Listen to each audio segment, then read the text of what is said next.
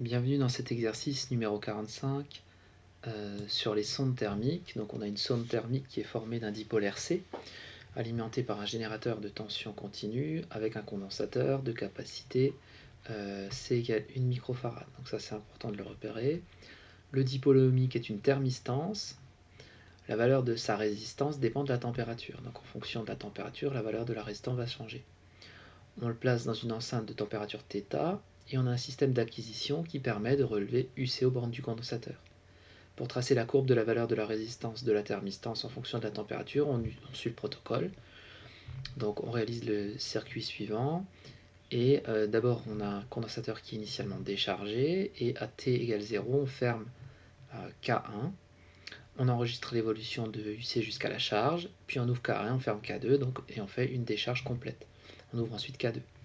La température est modifiée et on répète le protocole un certain nombre de fois et on a divers enregistrements pour diverses températures. Donc on voit que l'allure de la courbe de charge est changeante en fonction de la température et bien évidemment puisque la résistance est modifiée. Alors première chose, on nous demande d'établir l'équation différentielle, donc vérifiée par le circuit. Si on regarde le circuit, on a ici la tension aux bornes du générateur qui est égale à quoi? À la tension aux bornes du condensateur plus la tension aux bornes de la résistance. Autrement dit, E qui est la tension du générateur, c'est UR plus UC.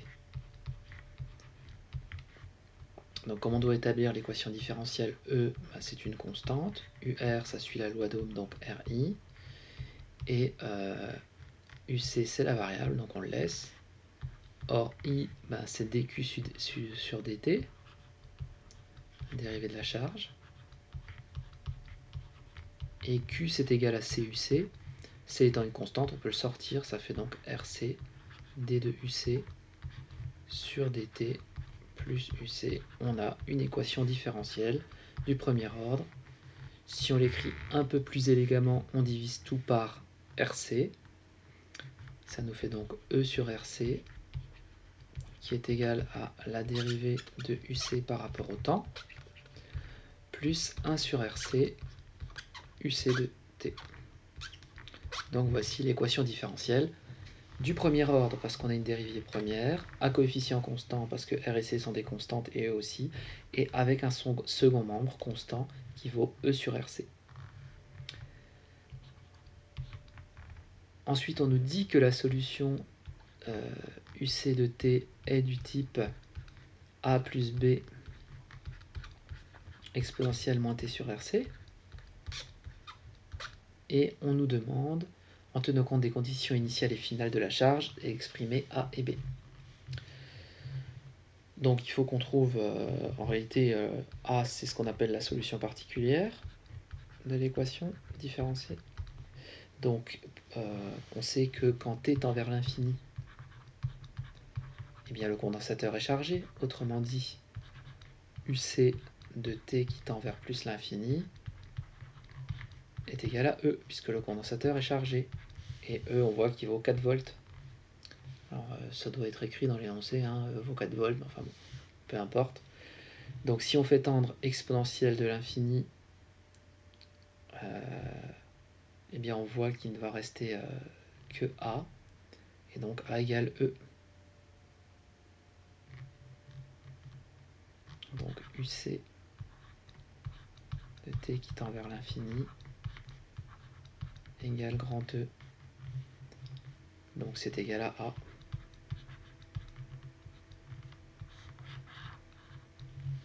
Ensuite en 0, on sait que le condensateur est tout simplement déchargé, d'après l'énoncé.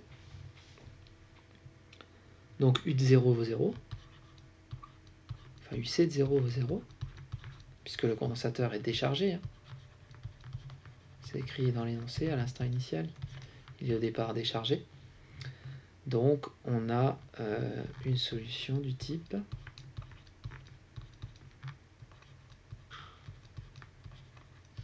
j'ai remplacé A par E.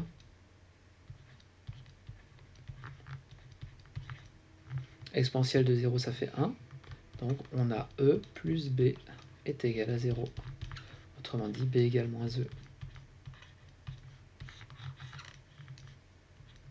finalement, UC de T est égal à E moins E exponentielle moins T sur RC. Voici la solution de l'équation différentielle. On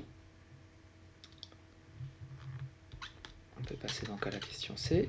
On peut factoriser éventuellement par E. Bon. Imprimer le graphe disponible à la RES, puis déterminer graphiquement le temps caractéristique T1 associé à la température θ égale 20. Donc ça c'est assez facile puisque le temps tau il vaut le produit RC. Donc évidemment c'est R1 puisque c'est la résistance 1 à la température de 20 degrés. Ce temps c'est aussi il correspond à la pente. Donc si on a une courbe comme ça,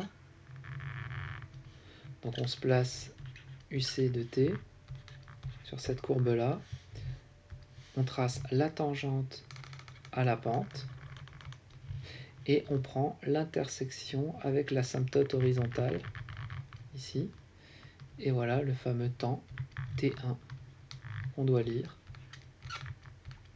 Donc on se place à 20 degrés, c'est cette courbe là, donc c'est la première, on trace la pente et il nous suffit de prendre l'intersection. Donc évidemment il faut l'imprimer, hein. Et notre temps il sera ici.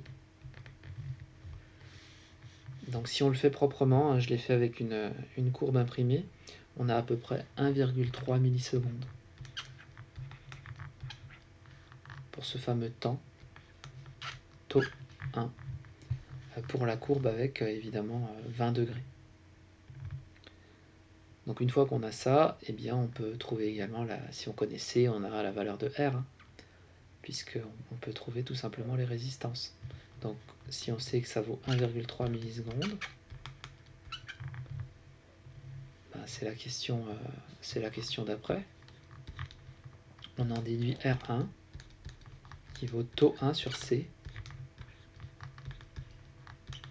c'est-à-dire 1,3 si on veut mettre en secondes, donc 10-3, divisé par C qui valait 1 microfarad, donc 1 fois 10-6. Ce sont des microfarads, hein, pour trouver tout simplement la valeur de R1. Donc ça nous fait 1,3 kOhm.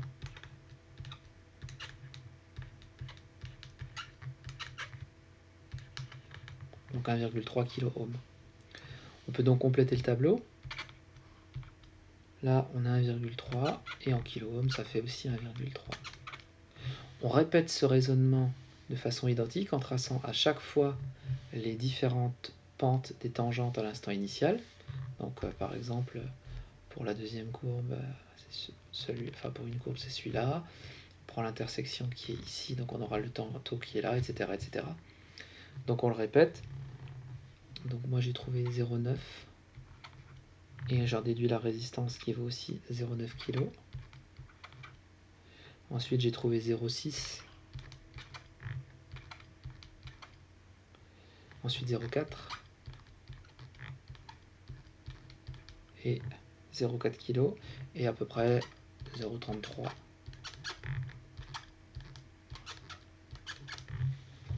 Donc connaître tau, c'est connaître R finalement. Ensuite, question F. On peut placer ces points sur un graphe qui représente R en fonction de θ. Donc si on trace R en fonction de la température, eh bien si on place proprement ces points, on va obtenir une fonction affine. Donc là évidemment je le fais à main levée, mais si on fait correctement, on trouve une équation donc du type R égale A fois θ plus B. Si on fait une modélisation propre, alors soit avec un tableur, Excel ou Regressi, soit à la main, donc personnellement je l'ai fait avec un tableur, on trouve A qui vaut moins 0,025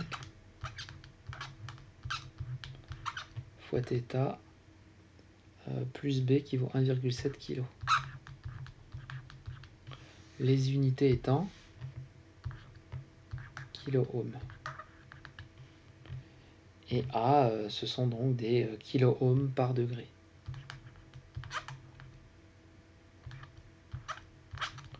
Et θ, des degrés Celsius, bien évidemment. Donc voilà la régression qu'on peut trouver. Donc finalement, connaître la valeur de R, c'est connaître la température. Enfin, question G, la sonde est placée dans une enceinte dont on souhaite mesurer la température. On mesure avec un ohmmètre une résistance de 0,5. Grâce à la courbe, trouver la valeur de θ. Donc, grâce à cette équation, il suffit de remplacer R par 0,5 kg et d'isoler θ, ou autre méthode. On se place sur la valeur qui vaut 0,5 kOhm et on lit graphiquement la valeur de θ. Donc peu importe la méthode utilisée, hein, c'est strictement la même. Donc on peut peut-être faire le calcul.